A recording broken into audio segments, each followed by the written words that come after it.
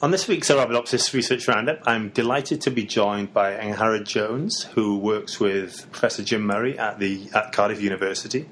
And we're going to be talking about a paper just published in Nature Communications, the title of which is Cell Size Dependent Progression of the Cell Cycle Creates Homeostasis and Flexibility of Plant Cell Size. So this is a super elegant and really rather complicated paper, I must admit. So we're going to try and talk about it in as brief terms as we can. So thank you very much, Angharad, for joining us today. So it would be great if you can give us a brief overview of what you found in this paper. What we were interested in looking at is how cell growth and cell division are coordinated in plant cells.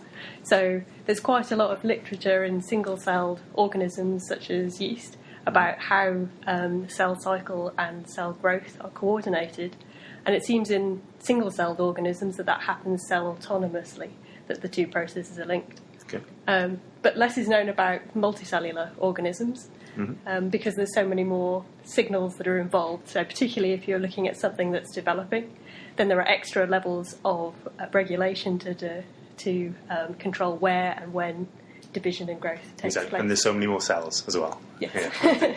So we used time-lapse imaging to look at cells growing in the shoot apical meristem, and we found out that actually cell size is flexible, and it still actually maintains some of these properties that you see in single-celled organisms, even though it's in this much more complicated structure. Okay. So can you give us a little detail about that? So the relationship between the size of the cell and when it divided, what did you find out? So we found that there's a very strong relationship between cell size and the speed at which they divide. So in the meristem, we found that cells that are larger when they're born divide again more quickly than cells that are smaller when they're born. Okay. So that relationship means that within a developmental area, you can maintain a similar cell size. But if you have extra signalling, so for example, when you look at the primordia, where you have auxin signalling and faster cell growth, you also get faster cell division in those regions as well. Okay, I see. So this sounds like it's in some way linked to the cell cycle, well, of course. So did you learn anything about how the cell cycle might feed into this process? So we used some modelling to kind of test out different rules of division. So we based the models on existing sizer models that are in the literature. Okay. And we used those together with the measurements that we'd taken from the plants to work out whether they're feasible or not in the plant cells. And we found out that if you kind of link the production of cyclin-dependent kinase activity to the size of the cell, then it produces control of cell size that links up very well with what we've seen in our experiments. Okay. So basically, as the cell is growing, as it's getting bigger, it's naturally producing more CDK, so cyclin-dependent kinases, and it gets to a certain level, and then it will divide. Is that the kind of... That's right, yeah. Okay. And you see this, so if you look in a bit more depth within the paper, you see that this occurs at both G1 to S and G2 to M as well. Phase. Is that correct? Yeah, that's right. So we think actually both the G1 phase of the cell cycle and SG2 to M are dependent on cell size. Okay.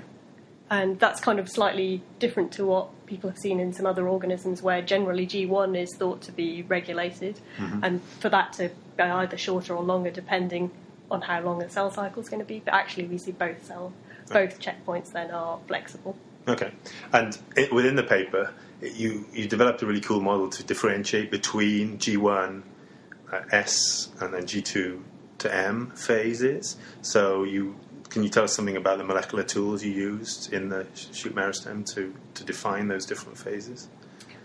So to be able to track the different phases in the live stems, we produced a new cell cycle reporter. Okay. So it's a fluorescent reporter, so we can track it over time. So we don't have to use destructive techniques. We don't have to label with EDU. And so we found that the reporter works very nicely in the shoot apical meristem, and we can follow it we did it for several days actually. Okay. So. And what is that reporter? So it's the promoter from the histone H4 gene, and that drives Venus YFP, which has been fused to the destruction box from cyclin B11. So that means that it gets degraded at the end of the cell cycle as the cells go from metaphase to anaphase. Okay, and it's only switched on in G1 as the cell prepare for DNA replication. Yes, it seems to be switched on almost at exactly the same time that you normally see DNA replication start. So, as you mentioned at the start, plants are a lot more complicated than single-cellular organisms, and they have a lot of environmental signals, so light signals, different signals which affect their metabolic rate. So, did you do anything in the paper? Oh, I know you did. So, what did you do in the paper to look at changes in metabolic rate and how that might change cell size? Yeah, so that was something we were quite interested in, and it took us a while to figure out a way to change the metabolic rate because it's obviously very complicated. Yeah. But what we did in the end was actually quite a simple experiment. We just grew some plants in different light conditions.